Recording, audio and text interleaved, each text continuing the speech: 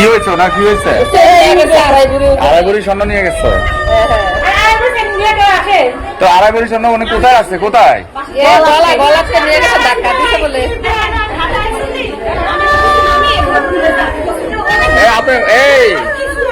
মা আপনার ইয়ে কোথায়? বাসা কোথায়?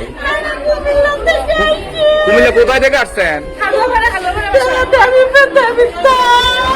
গ্রামের নাম কি?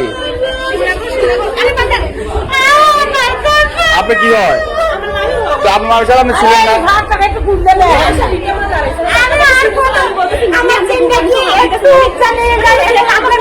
কয় ভরি স্বর্ণ ছিল? কয় ভরি?